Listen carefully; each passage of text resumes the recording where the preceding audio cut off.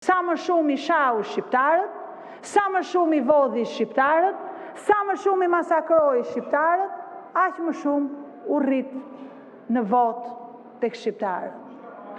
A e shpjegon dot njeri këtë? Po. Po e shpjegon sepse treni i Europës që fliste Elisa Spiropali para pak e Edi Rama gjithë fushatën, kishte qenë tren bullgar. Treni europian ishte tren bullgar. E shpjegon shumë qartë sepse ata oligarkët që sot kanë marrë gati vendimet e radhës për të marrë pronat shtetërore dhe për të marrë investime strategjike, ata e kishin me target sa vota dhe sa para duhet hidhnin. Ata që sot përgatiten të marrin pronat e ushtrisë e dinin që dje dhe e kishin target se çfarë duhet bënin. Ata që sot në Sarandë do të uzurpojnë dhe do të shkatrojnë shkollën Eko Campus për ta bërë resorte dhe hotele, dhe pse janë harxuar para nga buxheti i shtetit, ata e kishin me target se çfarë duhet të sillnin dhe se çfarë duhet prodhonin në ato kuti votimi. Ishte shumë e qartë. Thasët e Taulantit kishin modelin e përqindjeve kompjuterike. Nuk ka ndodhur, besoj në historinë njerëzore, që të hapen të gjitha kutit dhe të gjitha kutit të kenë përqindje të njëjta të ndara sipas subjekteve. Çdo kuti e diasporës e qarkut të Vlorës kishte të njëjtën përqindje, Taulant. Si se prishe njerë dorën, kishte të njëjtën përqindje. 70% Partia Socialiste, kishte njësoj. Po një kuti e ulësi do kishe dalë 25 PD-ja, një kuti do kishin dalë 30 ne, do ndonjëherë. Po ishte matematike, ishte matematike. Ai stilolapsi magjik në fakt nuk e di se si prodhoi ai shumë, si duket i keni ble me shumicë.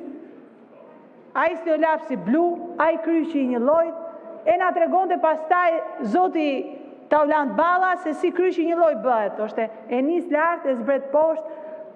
Në rregull, shumë rregull, keni drejt që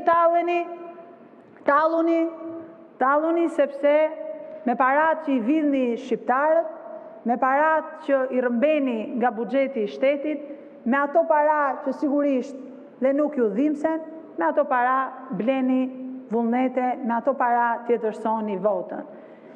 Çdo patronazhist kishte detyrim jo vetëm votat brenda Shqipërisë, por kishte detyrim dhe 20 vota jashtë Shqipërisë.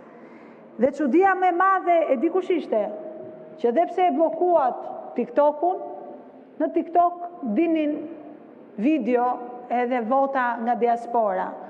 Po ti numërosh ato vota që kanë dalë në TikTok për qarkun e Vlorës me votat që nxorin kutit, nuk na dalin as ato llogari. Kemi më shumë foto se sa vota. Hajde shpjegoje se çfarë masakre keni bërë me thasët e diasporës. Ju i vodhët dhe njëri tjetrit, në fakt, ajsa nxorët Olta Xhaçkën deputetet diasporës dhe jo që të drejtën kandidates Blerina Gjylameti për të ankuar, sepse kishit hallë se çdo ankesë prishte procesin e vjedhjes dhe mund të nxirrte në pa çfarë masakre kishte ndodhur.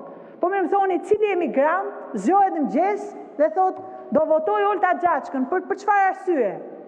Do të çfarë ka bërë Olta, për çfarë e mbajnë mend që duhet ta votoj? Përveç se si investitore strategjike. A keni dëgjuar? A ka bërë ndonjë betejë? Nuk e di, ma shpjegoni ju që ta kuptojmë edhe ne. Kto ishin? Flisni për lista. Vetëm për lista nuk mund të flisni.